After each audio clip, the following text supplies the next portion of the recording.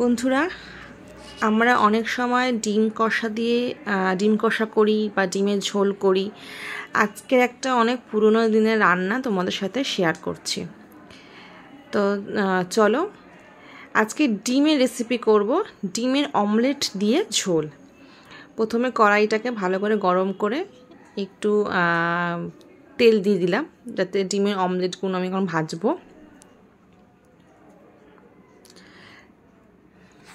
তেলটা গরম হয়ে এসেছে, ভালো করে কড়াইতে তেলটা ভালো করে নাড়িয়ে নিলাম। নাড়িয়ে নিয়ে এবার আমি ডিমের অমলেটগুলো একে একে করে ভাজতে শুরু করব।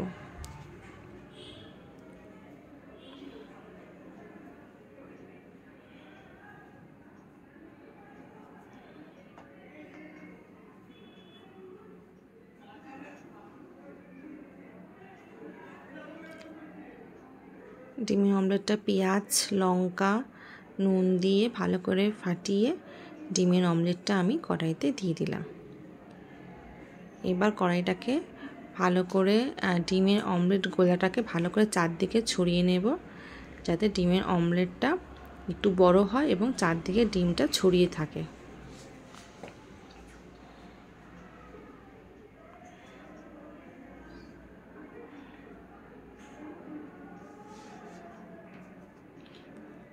আমরা অনেকেই ডিম কষা দিয়ে ভাত খাই, রুটি খাই, পরোটা খাই, লুচি খাই, কিন্তু ভাতের সাথে দুপুরবেলায় এই ডিমের অমলেট দিয়ে ঝোল করলে ভাত ভালো খাওয়া যায়।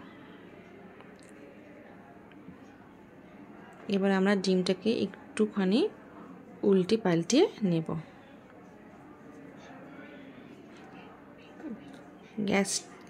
গ্যাসের আঁচটা একটু সিম করে নেব। এবার ডিমের অমলেটটাকে আমি উল্টে দিচ্ছি।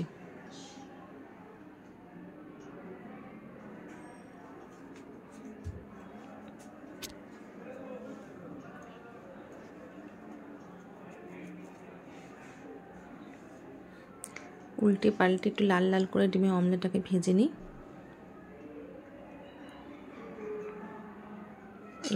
এবার আমি একে একে ডিমের অমলেটগুলো আবার ভেজে নিচ্ছি। এবার আরেকটা ডিমের অমলেট ভাজছি।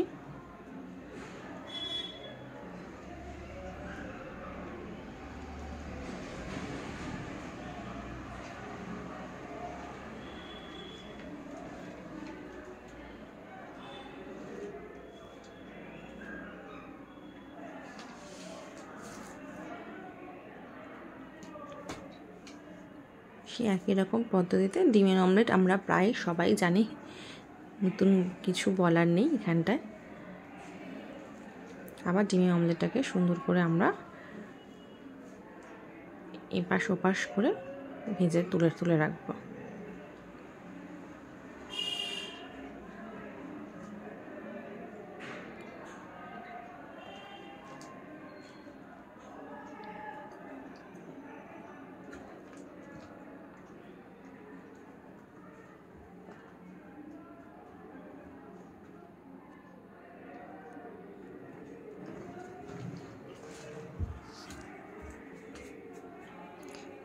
আমাদের সবকটা ডিমের অমলেট ভাজা হয়ে গেছে। এবার কড়াইতে আবার একটু অল্প পরিমাণ তেল দেব।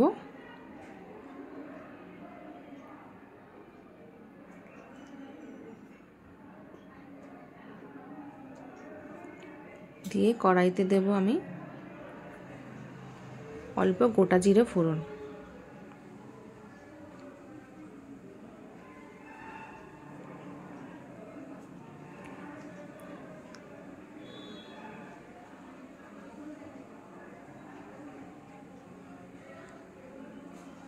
তারপর কড়াইতে একটু ডুমো করে আলু আমরা ভেজে নেব লাল লাল করে।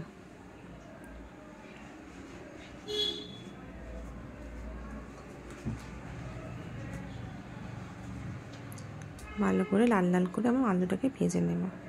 এবার নিয়ে ভালো কড়াইতে ঢাকা দিয়ে দেবো।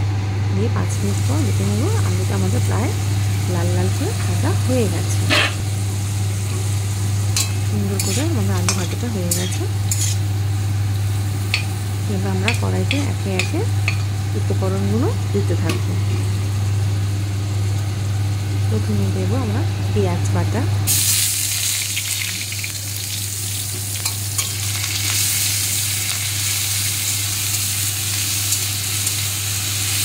ভালো করে নাড়িয়ে চাড়িয়ে নেব পেঁয়াজ বাটাটাকে।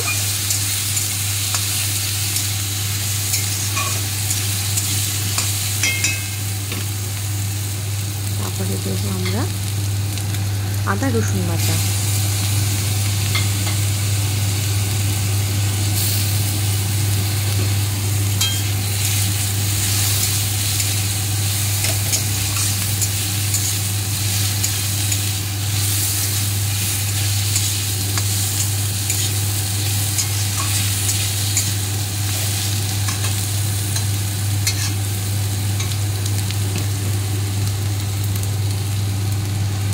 তারপরে দেবো আমরা টমেটো কুচি,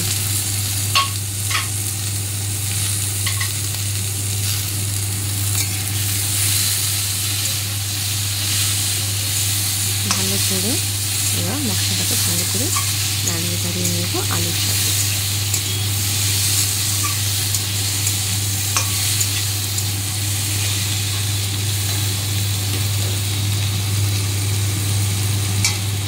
এরপর দেবো 1/2 চামচ নুন,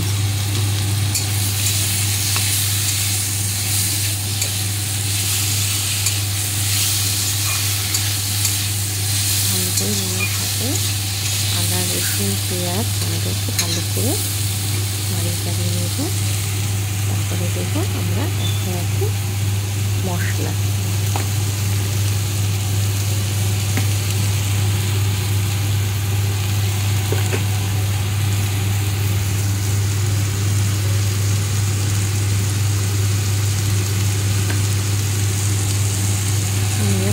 হলুদ গুঁড়ো,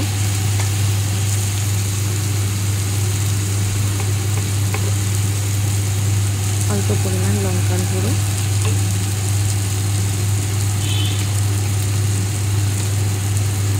সামান্য জিরে গুঁড়ো দিয়ে ভালো করে মশলাটাকে কষাতে হবে। ভালো করে মশলাটাকে কষিয়ে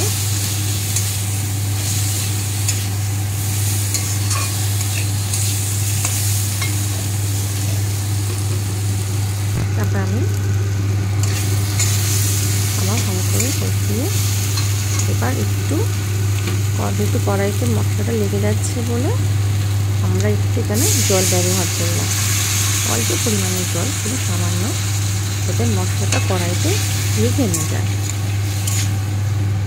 তারপর ভালো করে কষাতে রাখলাম ততক্ষণ না মশলার থেকে তেলটা না বেরিয়ে আসে, ততক্ষণ অবধি মশলাটাকে কষাতে হবে।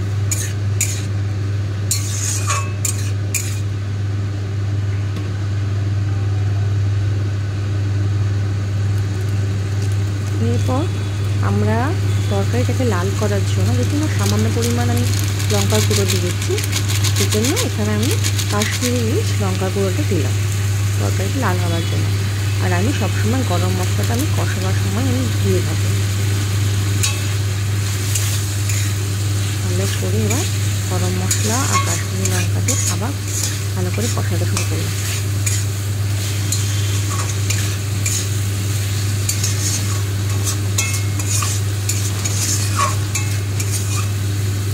ভালো করে কষিয়ে এবার মশলা থেকে তেলটা খানিকটা বেরিয়ে এসেছে।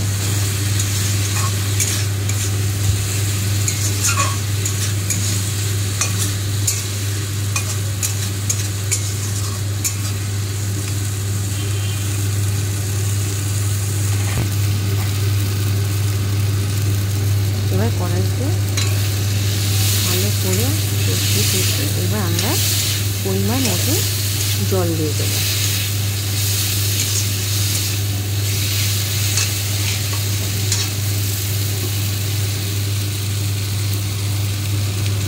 সবকিছু আমাদের মশলা কষা বানা হয়ে গেছে, পরিমাণ মতন জল দিয়ে আলুটাকে আমরা সেদ্ধ করতে দিয়ে দেবো।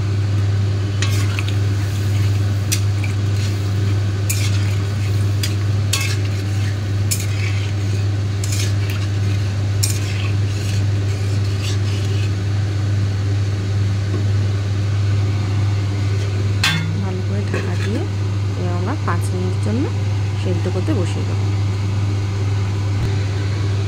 5 মিনিট হয়ে গেছে।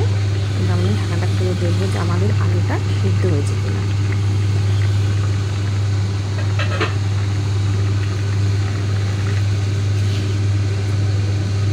দেখুন আমাদের আলুটা প্রায় সিদ্ধ হওয়ার মুখেই রয়েছে।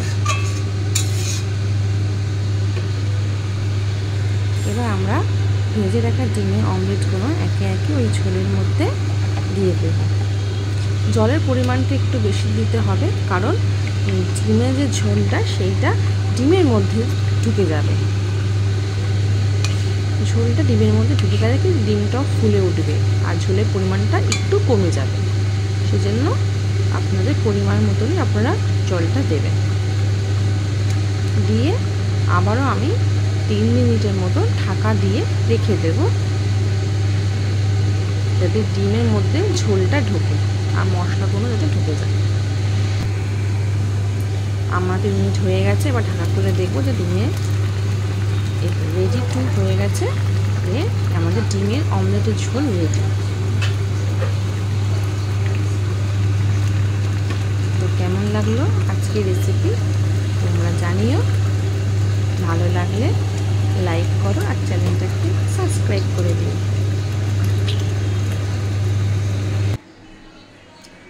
আমাদের ডিমের অমলেট রেডি হয়ে গেছে।